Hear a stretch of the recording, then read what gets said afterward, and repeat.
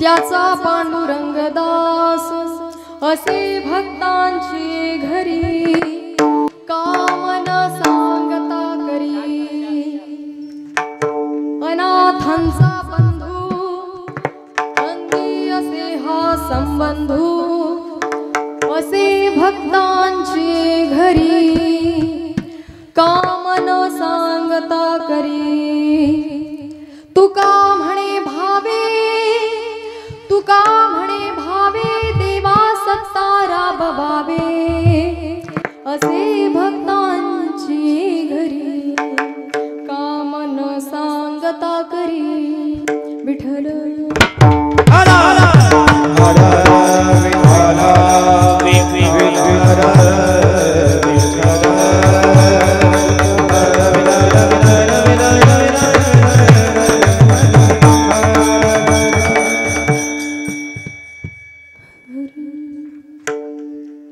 प्रथम नमन करू गणनाथा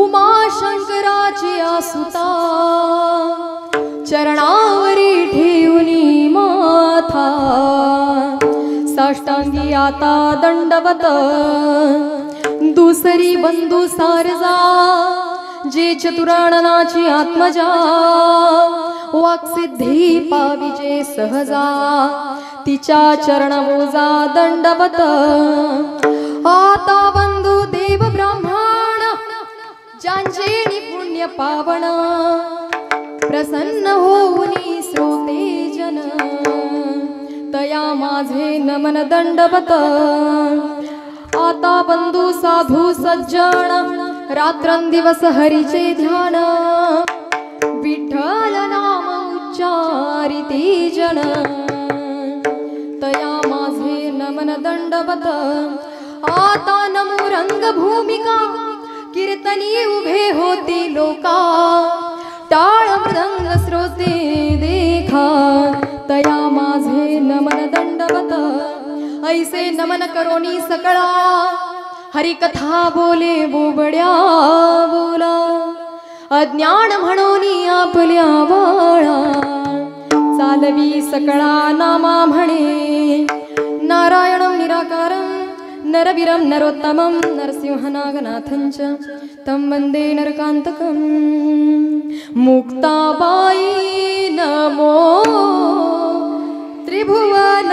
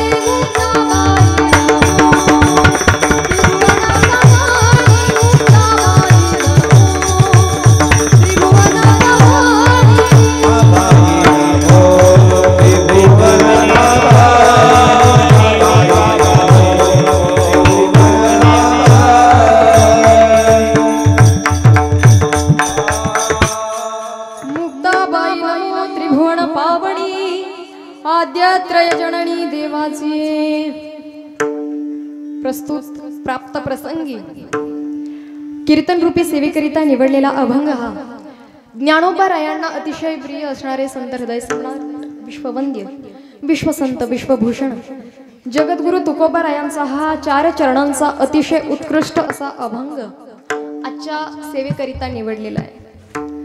आपल्या वारकरी संप्रदायाचा दैवत पंढरीश परमात्मा ज्ञानियांचे राजे विश्वसंत श्री ज्ञानेश्वर माऊली पैठण निवासी शांतिब्रह्म एकनाथ महाराज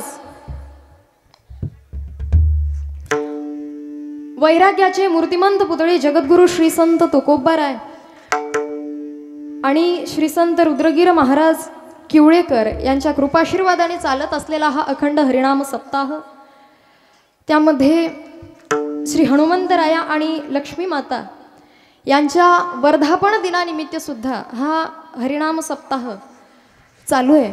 आणि या ठिकाणी आज या सेवेकरिता मला साथ देणारे विणेकरी बाबा आपले या महाराष्ट्रातील नामांकित सुप्रसिद्ध आणि मृदंगातली स्पष्टता किंवा मृदंगातली जी मृदुता असते ते स्पष्ट करणारे वादक म्हणजे आमचे हरिभक्तपरायण चंदूजी नाना पांचाळ महाराज, त्यासह ही सर्व संत टाळकरी मंडळी, हरिभक्तपरायण भजन सम्राट संतोषजी महाराज वाघ, अभिमन्यूजी महाराज पांचाळ, त्यासह सर्व समस्त संत टाळकरी मंडळी, श्री संत बोधे बाबा टाळकरी मंडळ आळंदी आणि गावातील सर्व श्री संत टाळकरी मंडळी, उपस्थित सर्व ज्ञानवृद्ध, वयोवृद्ध, तपोवृद्ध अशी सगळी श्रोते मंडळी ज्यांच्या मुखारविंदातनं आपण श्रीरामकथा श्रवण करत आहात, ते श्रीरामकथा प्रवक्ते सुनीलजी महाराज अष्टीकर, आणि ज्यांच्यामुळं आज मी इथं आजच्या या सेवेची मला संधी मिळाली ते आमचे वसंतरावजी काका नरवाडे आणि शेषरावजी काका नरवाडे पाटील, गावातील सर्व ज्ञानवृद्ध, वयोवृद्ध, तपोवृद्ध अशी सगळी श्रोते मंडळी, महिला वर्ग, पुरुष वर्ग, बालगोपाळ, तरुण वर्ग, बाहेर गावावरनं अनेक मंडळी आलेली आहे, त्यांना सुद्धा नतमस्तक होते आणि माझ्या कीर्तन रूपी सेवेला मी सुरुवात करते। विठ्ठल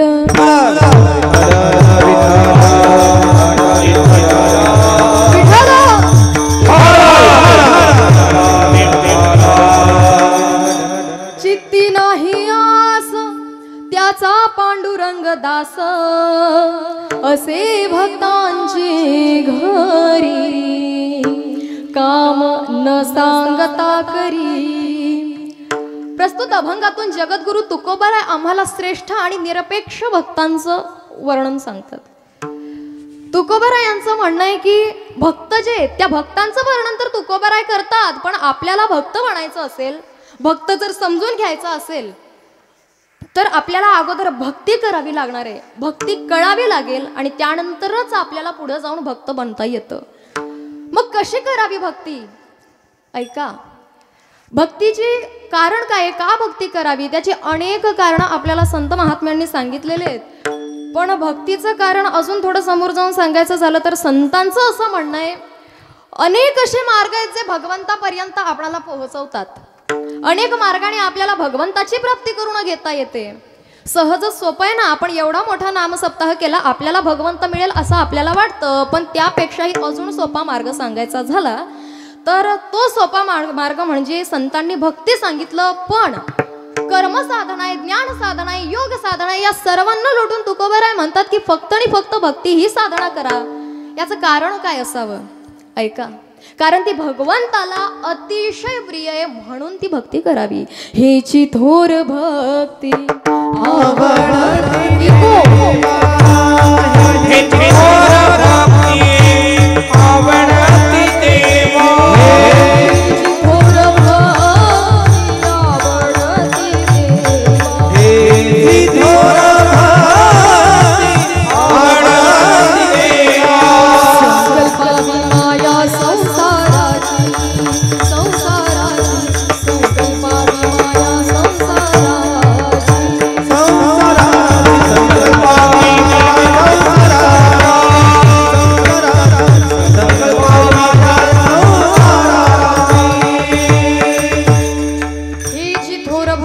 आवडती संकल्पावी माया संसाराची ठेविले अनंते तैसेची राहावे चित्ती असू द्यावे समाधान।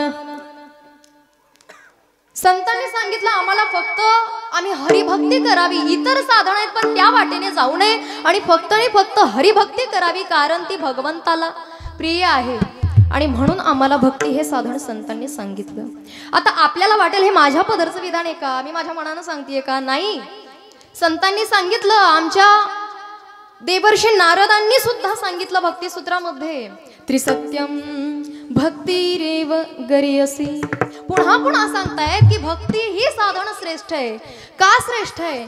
आणि सर्व साधनांपेक्षा श्रेष्ठ म्हणण्यापेक्षा जे मुख्य साधन आहेत कर्म साधना असेल, ज्ञान साधना असेल, योग साधना असेल, या तिन्ही साधनेपेक्षा सुद्धा श्रेष्ठ साधन असं तुकोबार आहे. हे आमचे देवर्षी नारदजी सांगतायत.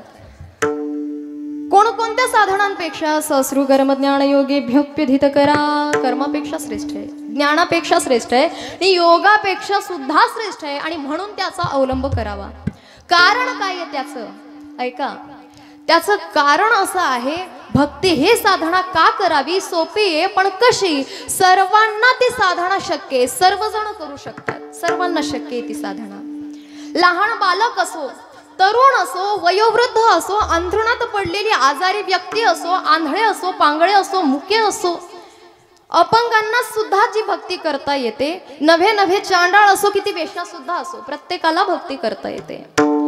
ब्राह्मण, क्षत्रिय, वैश्य, शूद्र, चांडाळाही अधिकार, बाळे, नारी, नर आधी करुणी बेशाही. प्रत्येकाला ही भक्ती समावेशक आहे, प्रत्येकाला ती जवळ करणारी आहे. म्हणून इतर साधनांच्या वाटेला न जाता आम्ही फक्त आणि फक्त भक्ती करावी असं संत महात्मे सांगतात.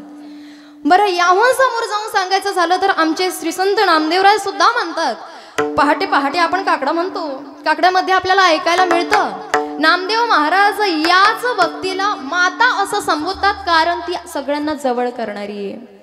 बाबा अहंकारनी श्री गणनाथ, गुरुवचनी फुटली पहाट, माता भक्ती भेटली वरवंत, तिने मार्ग लाविला चोखटा.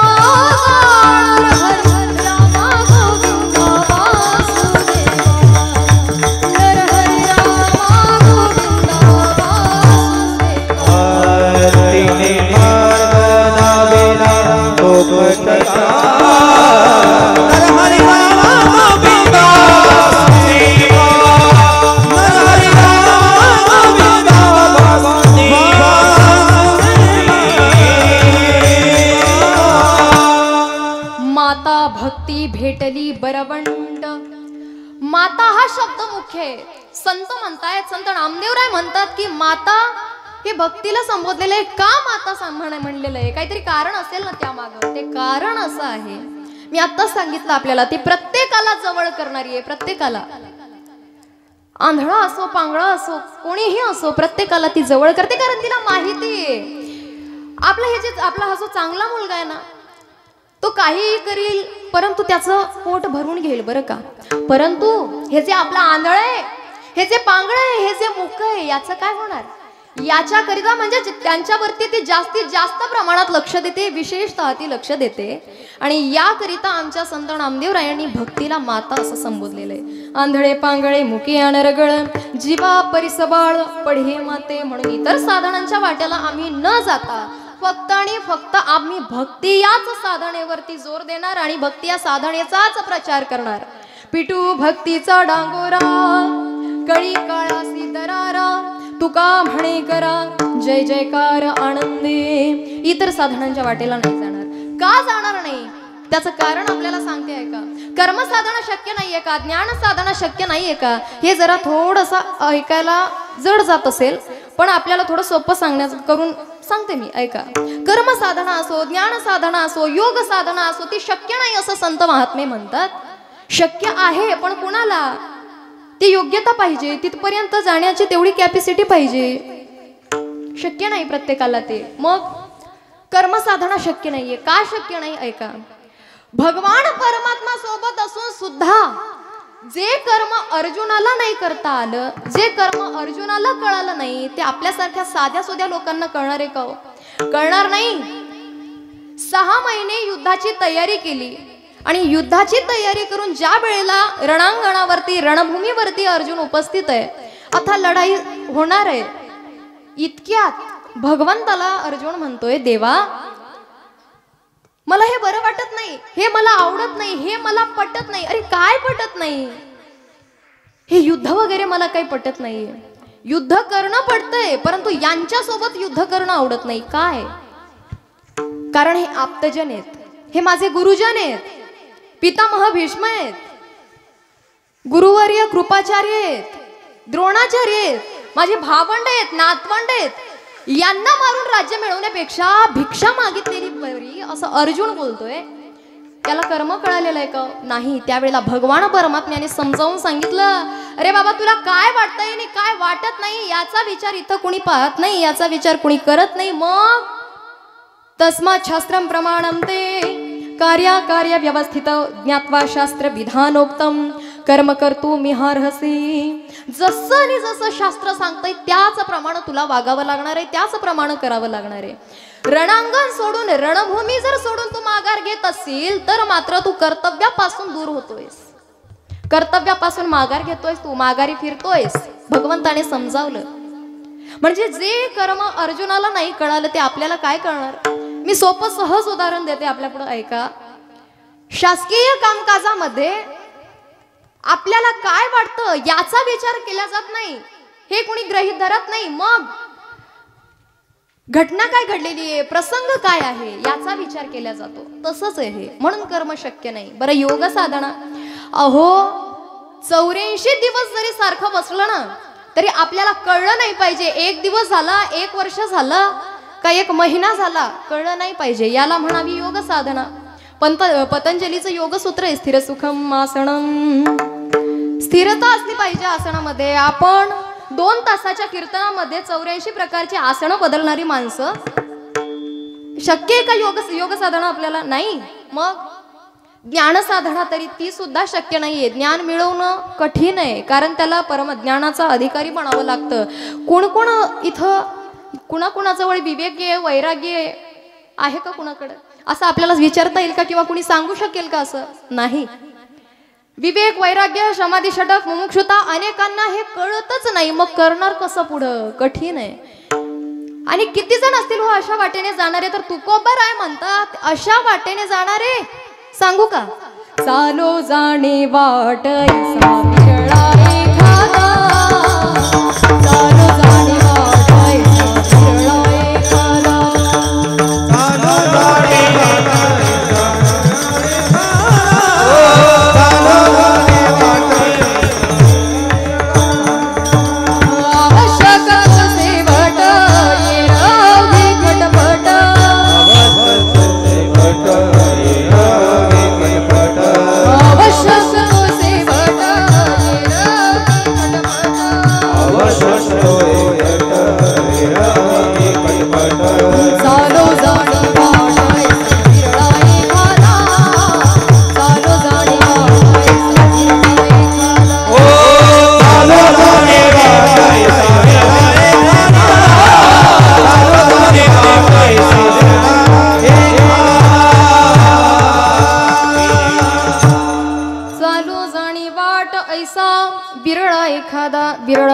बिरळा पावे अवघड गोवे शेवटीचे.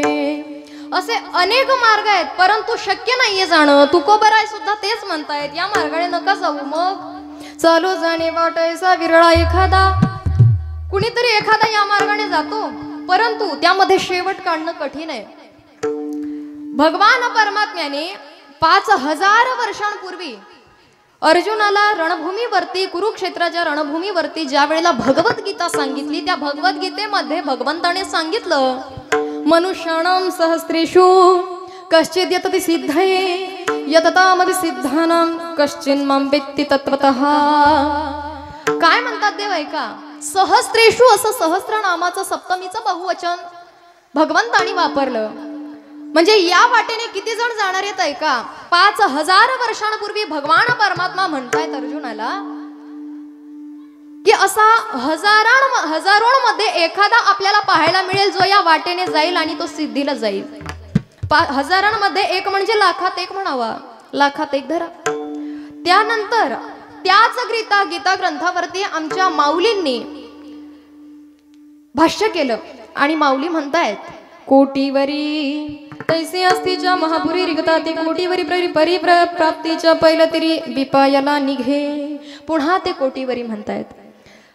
700 वर्षांपूर्वी माऊली म्हणतायत कोटीवरी, 5000 वर्षांपूर्वी भगवान परमात्मा म्हणतायत लाखात एखादा. मग आपण काय अब्जावधी मध्ये एखादा म्हणायचं का? शक्यच नाहीये ही साधना. मग त्या साधनेच्या वाटेला न जाता आम्हाला सोपं साधन तुकोबाराय सांगतात, ती म्हणजे भक्त. भक्ती आहे विठ्ठल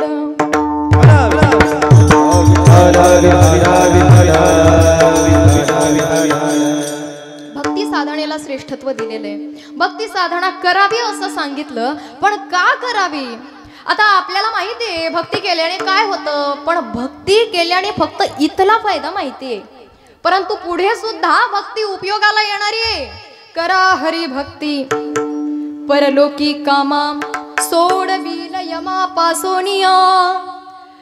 काळाच्या तोंडातनं यमाच्या तोंडातनं वाचवणारी, तिथनं बचाव करणारी ही भक्ती आहे, आणि म्हणून या साधनाचा वापर करावा।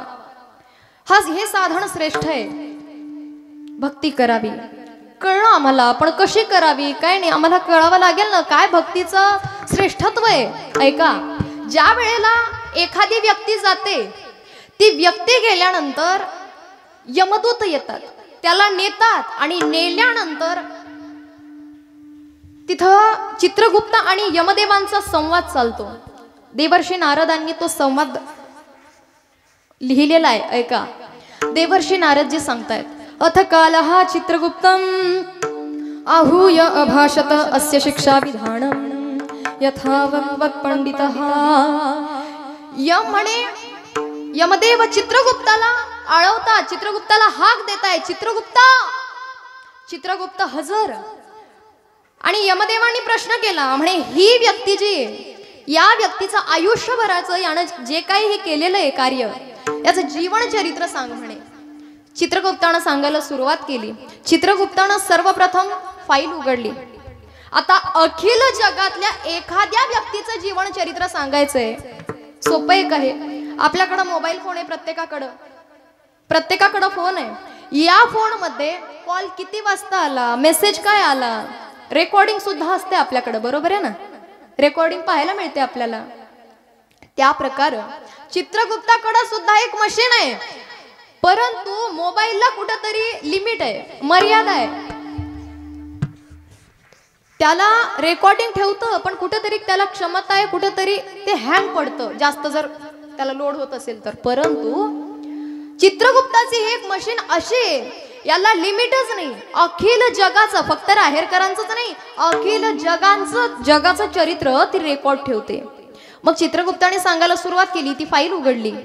फाईल उघडल्याबरोबर आता अखिल जगातल्या एखाद्या व्यक्तीचं चरित्र सांगायचंय। चित्रगुप्तानं कसं वर्णन केलं ऐका, कसं सांगतो चित्रगुप्त।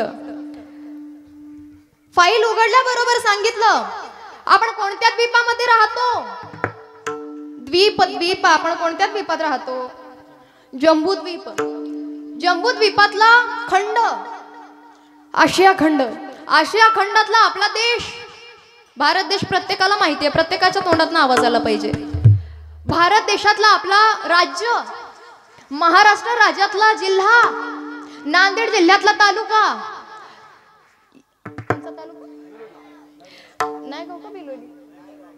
नायगाव तालुक्यातलं आपलं गाव, राहेर गावातली एक मंदिराच्या बाजूची एक गल्ली, त्या गल्लीतलं घर, त्या घरातली ती व्यक्ती, इथपर्यंत रेकॉर्ड होतं। आणि पुढे सांगायला सुरुवात केली चित्रगुप्ताने, हा माणूस कधीच मंदिरामध्ये गेला नाही आणि देवाचं दर्शन घेतलं नाही। त्याच्या पुढं वाक्य असं होतं, आता ते गावामधलं झालं, परंतु घरी तरी कधी देवदेवतांची पूजा केली का, नाही। बरं, ते देवाऱ्यावरचे देव, आपल्या घरातले चालते बोलते देव, आपले मायबाप, त्यांच्या तरी पाया पडला का, कधी दर्शन घेतलं का, नाही। बरं, गावात कुठलं आध्यात्मिक कार्य असो, धार्मिक कार्य असो, कुठलं शैक्षणिक कार्य असो, सामाजिक कार्य असो, कोणत्याही कार्यामध्ये याचा भाग नव्हता, कुठंच सहभाग घ्यायचा नाही। कधी वारी नाही, कधी पंढरी नाही। गावामध्ये ग्रामस्वच्छता अभियान आणलं, परंतु ग्रामस्वच्छता अभियानाचं कधी पालन तर नाही केलं, परंतु घरातला कचरा आणून हा चौकात टाकायचा, असं याचं काम होतं। खूप खायचं, भलतं काही खायचं, नको ते खायचं, नको ते प्यायचं, नको ते करायचं, वाम मार्गाने जायचं। एक दिवस असंच खूपच पिला तसा मेला तसा वर आला। चित्रगुप्ताने एवढं सगळं रेकॉर्ड सांगितलं, यमदेवाने हे रेकॉर्ड ऐकलं। आता हे सगळं ऐकल्यानंतर मात्र यमदेवांच्या म्हणजे त्यांच्या चेहऱ्यावरचे भाव काय असतील हो। यमदेव काय म्हणतात ऐका, हा माणूस जो आहे याला एवढ्या चांगल्या गावामध्ये जन्म दिला, राहेर सारख्या गावामध्ये एवढा मोठा सप्ताह, एवढे सुंदर गायक वादक, एवढे मोठमोठे कीर्तनकार आणतात इथं, एवढा मोठा सप्ताह ठेवण्यात येतो, एवढं सुंदर आयोजन असतं, नियोजन असतं, एवढी चांगली माणसं असतात, अशा गावामध्ये जन्म दिला. गंगा तीरावर आमचं नरसिंह भगवंताचं मंदिर आहे, एवढं प्रसिद्ध गाव हेमाडपंथी मंदिर आहे. खरं तर आम्ही पक्के शेजारी होता. आमच्या गावामध्ये सुद्धा हेमाडपंथी मंदिर आहे नरसिंहाचं, जवळच आहे बेळकुणी, आणि इथं सुद्धा नरसिंह भगवंताचं दर्शन आपल्याला घ्यायला मिळतं. मला सांगायचं असं, एवढ्या चांगल्या गावामध्ये याचं असं वागणं असावं, मग याला शिक्षा काय करायची? यमदेवानी यमदूतांना जवळ बोलावलं. यमदूतांनो, यमदूत हजर. यमदूतांना सांगितलं याला अशी शिक्षा द्या की हा कधी उलट मार्गाने नको त्या मार्गाने जाणार नाही. सांगितलं 5000 वर्षांकरिता याला नरकामध्ये न्या, उलट टांगा इतकं मारा की बस हा कधी वाकड्या वाटेने जाता कामा नये. सांगितलं. आता आपल्याला प्रश्न पडला असेल, हे यमदूत नेमके मारतात कसे? मारायला तर सांगितलं, पण मारतात कसे? मारिती तोडीती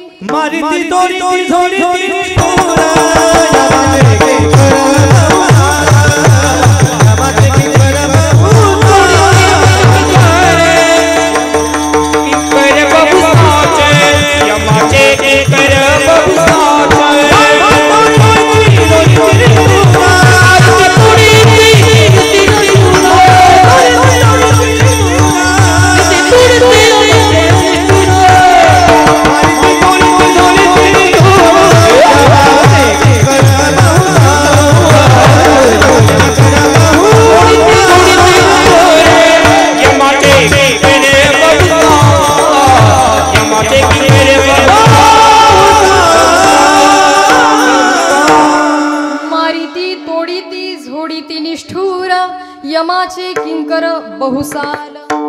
तुकोबरायाने 3 क्रियापद वापरली, मारिती, तोडीती, झोडीती. आता मारिती आपल्याला प्रत्येकाला कळलं असेल, मारणं म्हणजे सहज हातानं मारणं, याला म्हणावं मारणं, पण तोडण्याकरिता शस्त्र लागतं. आता मारणं आणि तोडण्यामध्ये जितका फरक आपल्याला दिसतोय तितकं मारणं आणि झोडण्यामध्ये नाहीये बरं का. मारणं म्हणजे सभ्यतेचं मारणं झालं, गालावरती मारणं, पाठीवरती मारणं, काही ठिकाण आहेत, असं याला म्हणावं सभ्यतेचं मारणं. पण कुठंही मारणं, कसंही मारणं, याला म्हणावं झोडणं. विठ्ठल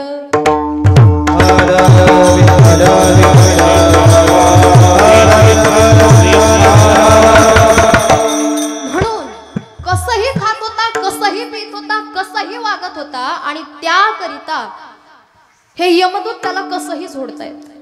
म्हणून त्याकरिता चांगल्या मार्गाने जायला संतांनी सांगितलं. म्हणून करा हरिभक्ती. बरं, जर एखादा हरिभक्त गेला तर याचं काय होईल? हरिभक्त गेल्यानंतर सुद्धा यमदूत येतात, त्याला सुद्धा नेतात.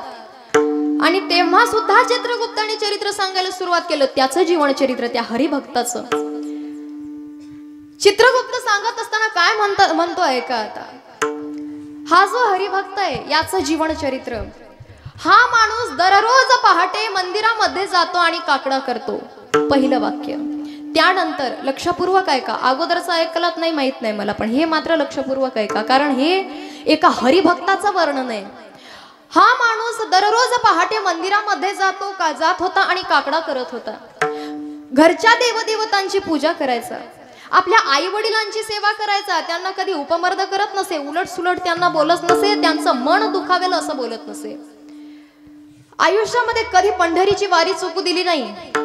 त्यापुढं असं वाक्य होतं, गावातलं कुठलं सामाजिक कार्य असो, धार्मिक कार्य असो, शैक्षणिक कार्य असो, प्रत्येक कार्यामध्ये हा समोर असायचा. गोरगरिबांची सेवा करायचा, अन्नदान करायचा, साधू संतांची सेवा करायचा. गावामध्ये नाम सप्ताह आहे, यामध्ये सुद्धा हा समोर असायचा. महाराजांना आणण्यापासून ते रजई टाकण्यापर्यंतचं काम हा करायचा.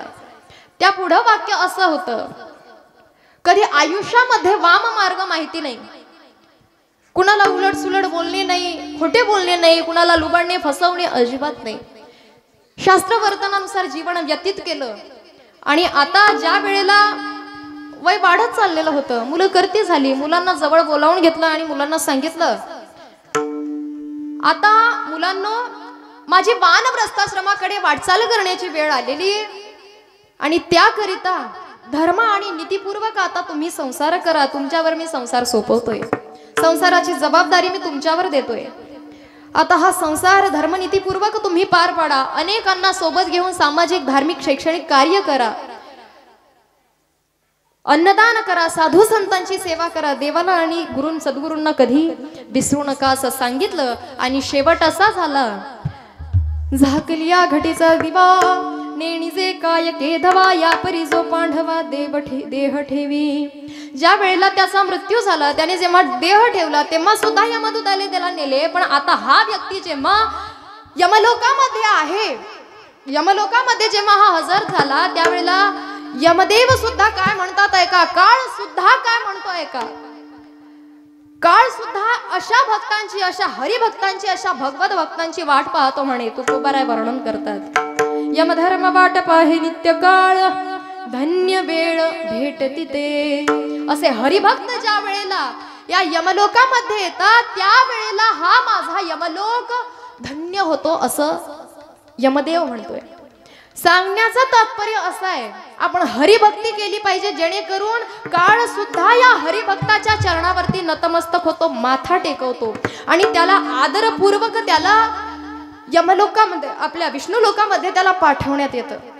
सांगण्याचं तात्पर्य असं आहे, आपण हरिभक्ती करावी, कारण भक्ती ही साधना भगवंतापर्यंत पोहोचवणारी आहे. बरं ठीक आहे, पण तुकोबारायांना काही बुद्धिजीवी लोक आले आणि विचारतायत, म्हणे महाराज भक्ती कशी करावी? भक्ती करायला तर सांगितली, का करावी ते सांगितलं, पण कशी भक्ती करावी? संकल्पावी माया संसाराची, जे प्रेम, जी माया, जी आसक्ती आपण संसारावरती केलेली आहे, तीच माया, तीच प्रेम, तीच आसक्ती आपण परमार्थावरती, भगवंतावरती करावी. एवढंच, याला म्हणावी भक्ती करणं. विठ्ठल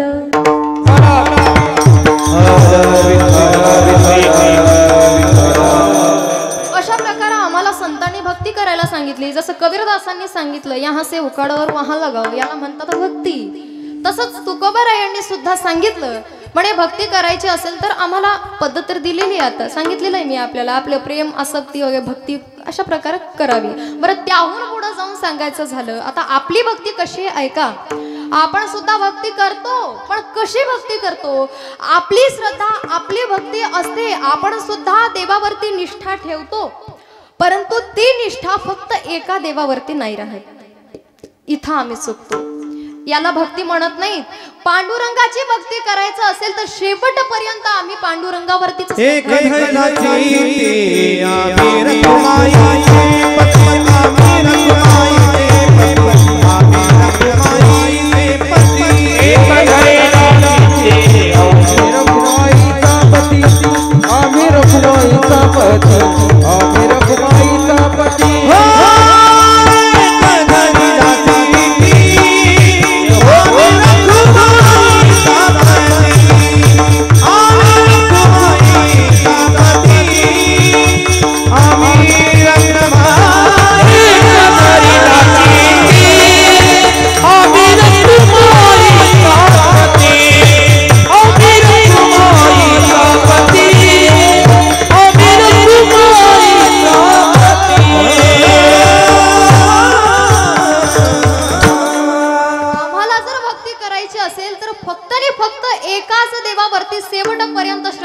पाहिजे, याला म्हणावी भक्ती.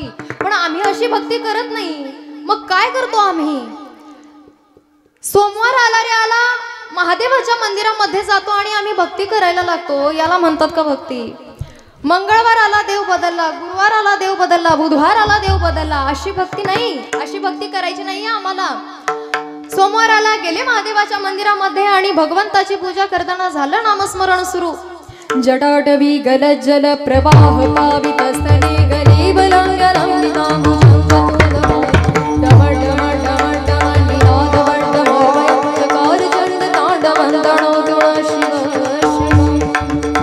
जटाकटाह संभ्रमं भ्रमणिं पणिर्जरी विलोलवीच वल्लरी विराजमानं गगद गगद ज्वलन ललाटपट्ट पावकी किशोर चंद्रशेखरी रती प्रदक्षिणा.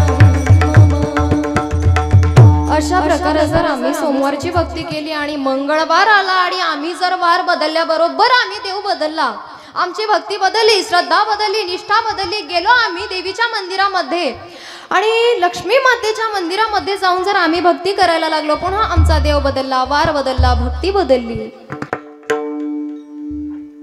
देवीच्या मंदिरात गेले आणि पुन्हा आता महादेवाला सोडले गेलं ना, सोमवार झाला, आला मंगळवार, देवीच्या मंदिरामध्ये गेल्यावर देवीचं नामस्मरण करावं लागेल ना. आता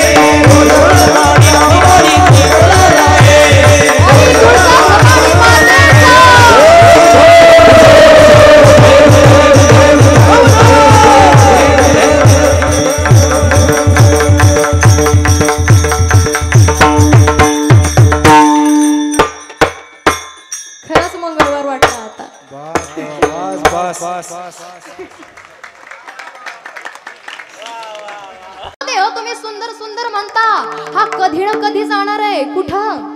सुंदर माझे जाते ग फिरते बहुतुके 84 लक्ष योनी ओव्या गाऊ कौतुके तू येरबा विठला. म्हणून देवा तू ये, मी येऊ शकत नाहीये, परंतु तू ये पुन्हा पुन्हा आळवतायत. येरबा विठला तू, येरबा विठला तू, येरबा विठला. अगोदर ओव्या होत्या, पहाटे पहाटे अनेक अजून बरंचसं काही ऐकायला मिळायचं. मी आपल्याला सांगू का काय काय ऐकायला मिळायचं? ऐका. कोंबडा घाली साध जग समज झालं जाग समज झालं जाग जग समज झालं जाग वाटच्या वाट सरा काय वळून पाहतो रे वाटच्या वाट सरा काय वळून पाहतो रे माझ्या भावाच्या घरी झरा माईचा वाहतो रे माझ्या भावाच्या घरी झरा माईचा वाहतो रे माय बाप माझे बाई व माय बाप माझे बाई लय पुण्यवान आई लय पुण्यवान विठ्ठल रखुमाई लई पुण्यवान हाई जशी विठ्ठल रखुमाई। अगोदरच्या बायका गीत गायच्या अशा मुखी गालते रे मोत्याचे दाणे तुझ्या कृपेने मला विठ्ठला काही नाही तुझ्या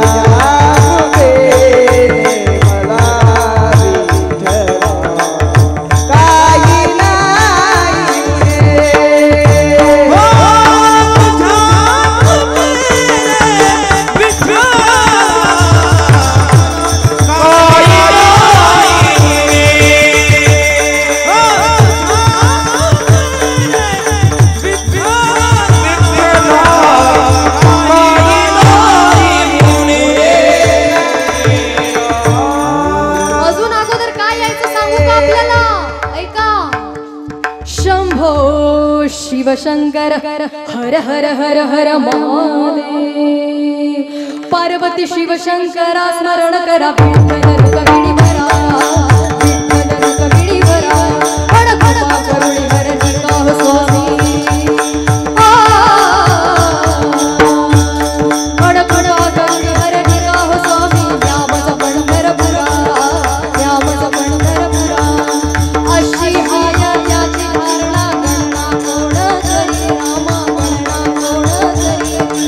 अर्जुनाची घोडी उतली अर्जुनाची घोडी धुतली तुम्ही सहो श्री हरी तुम्ही सहो श्री हरी शंभो शिवशंकर हर हर हर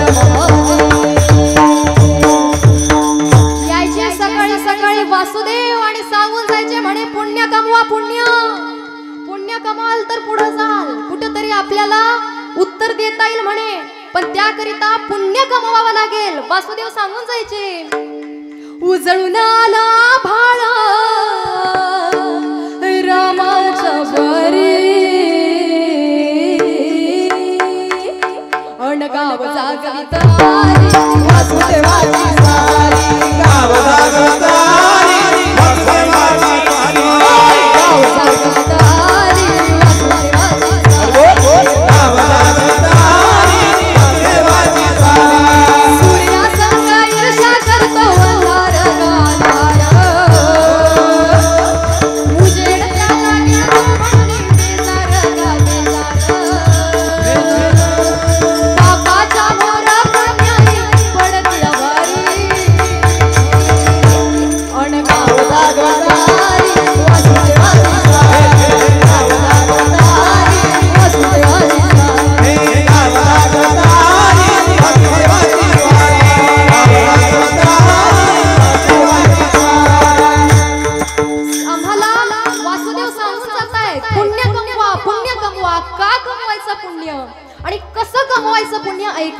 पुण्य कसं कमवावं हे सांगण्याकरिता अगोदर पिंगळा यायचे काय म्हणतात ते ऐका पिंगळा महाद्वारी बोली बोलत देखा पिंगळा महाद्वारी बोली बोलत देखा पिंगळा महाद्वारी बोल बोलत देखा पिंगळा महाद्वारी पिंगळा महाद्वारी बोली बोलत देखा पिंगळा महाद्वारी बोल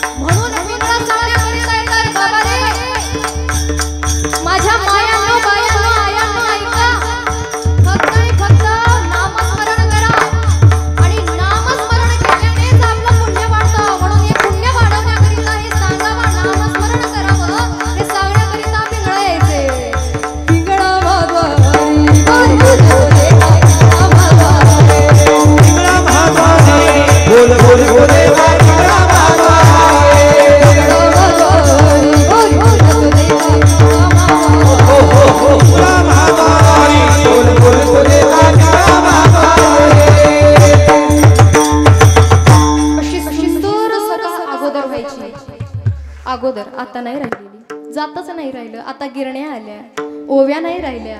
अनेकांना इथं ओव्या काय असतो, ओवींचा प्रकारच माहिती नाही. मला सांगायचं काय, अशी जुनी परंपरा होती, अतिशय सुंदर अशी. जनाबाई त्याच काळामधल्या आहेत आणि जनाबाई दळायच्या. जनाबाई दळण दळत असताना भगवान परमात्मा सुद्धा, आता भगवान परमात्म्याला माहिती आहे राहिल्या जनाबाई माझ्या करिता, पण काम लागलेलं आहे मागा, आता काय करावं. जनाबाई अडवतायत, देवा ये रे बा विठ्ठला, ये रे बा विठ्ठला, तू ये रे बा विठ्ठला. म्हणून भगवंताला दया आली, भगवान परमात्मा सुद्धा आला आणि आमच्या जनाबाईंना सहाय्य केलं भगवंताने. दळण दळू लागला आणि दळण दळत असताना आमच्या जनाबाई ज्या ओव्या गातायत ना, जनाबाईंच्या मागे मागे पांडुरंग परमात्मा सुद्धा ओव्या गातोय. रघुमाया मुझी माता गे, विठ्ठला मुझा पिता गे. पांडुरंग परमात्मा माग म्हणतोय, रघुमाया मुझी माता गे. पांडुरंग परमात्म्याची माता आहे का रखुमाई माता, पण म्हणतोय देहभान विसरून भगवान परमात्मा जनाबाईंच्या मागे ओव्या गातोय. मला सांगायचंय असं की भगवान परमात्मा दास्यत्व कसं स्वीकारतो ऐका. भगवान परमात्मा कसं दास्य स्वीकारतो. जनाबाईंनी भक्ती केली, घरी राहून नामस्मरण करून. आता हे दळण दगडू लागलेलं तर माहितच आहे, त्याहून समोर जाऊन सांगायचं झालं तर पांडुरंग परमात्म्याने जनाबाईंच्या डोक्यातल्या उवा सुद्धा काढल्या. 12 वाजता झोपायच्या, पहाटे 3 वाजता उठायच्या. त्यामुळे कमी झोप होत असल्यामुळे डोक्यामध्ये उवा झाल्या. आता उवा कशा काढतात आपल्याला माहिती आहे. आपल्याकडे एक साधन आहे, काय म्हणतात त्या साधनाला, फणी. फणीने उवा काढल्या जातात, पण त्यापेक्षा अजून एक कोणतं तरी प्रकार आहे, ते म्हणजे लिक. आणि ते काढण्यासाठी इतर साधन जमतच नाही, एकच साधन उपलब्ध आहे, भगवंतानं त्याचाच अवलंब केला. नखदंताची करुणी फणी नाव घाली चक्र अग साजणी घाला गावी.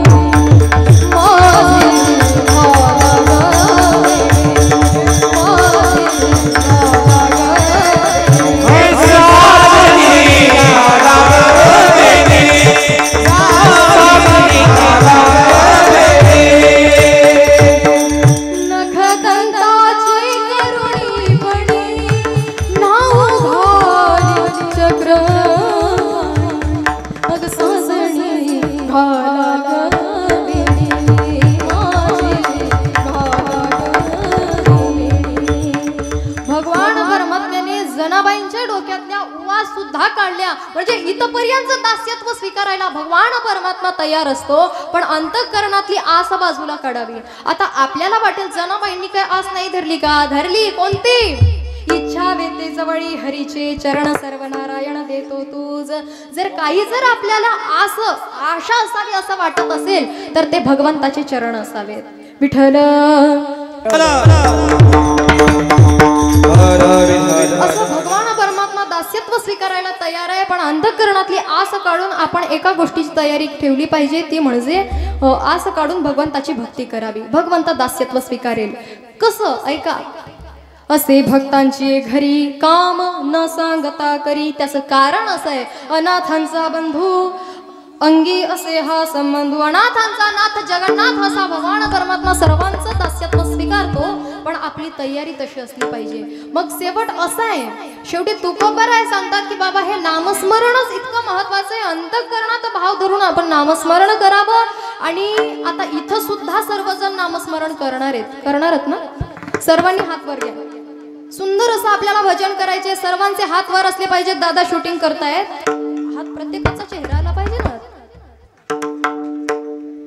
हरी नारायण नारायण श्रीमन्नारायण नारायण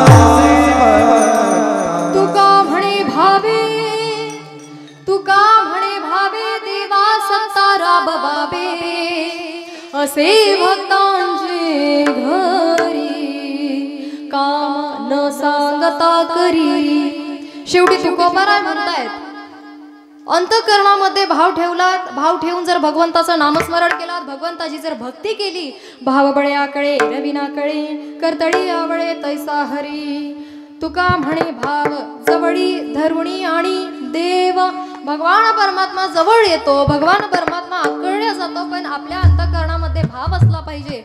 भावाने आपण भक्ती करावी असं शेवटी तुकोबाराय सांगतात.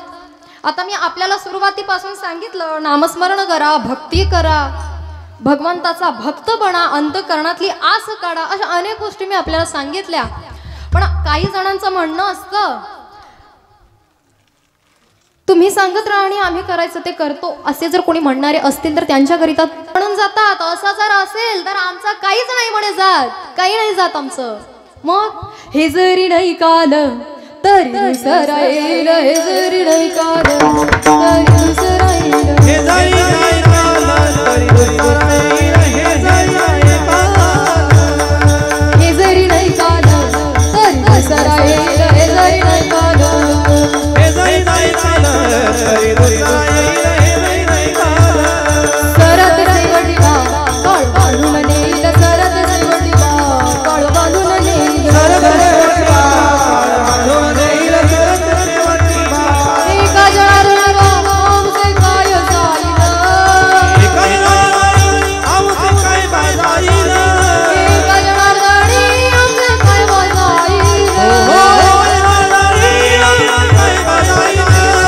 पिंगळा पिंगळा पिंगळा पिंगळा पिंगळा महाद्वारी, बोली बोलत देखा पिंगळा महाद्वारी, बोली बोलत देखा पिंगळा महाद्वारी, बोल देखा पिंगळा महाद्वारी, बोल देखा पिंगळा महाद्वारी, बोली बोलत देखा पिंगळा महाद्वारी, पिंगळा महाद्वारी, बोल देखा पिंगळा महाद्वारी. या पिंगळ्यांचा उपदेश, तुकोबारायांचा उपदेश छत्रपती शिवरायांनी ऐकला आणि त्यामुळं त्यांनी स्वराज्य निर्माण केलं.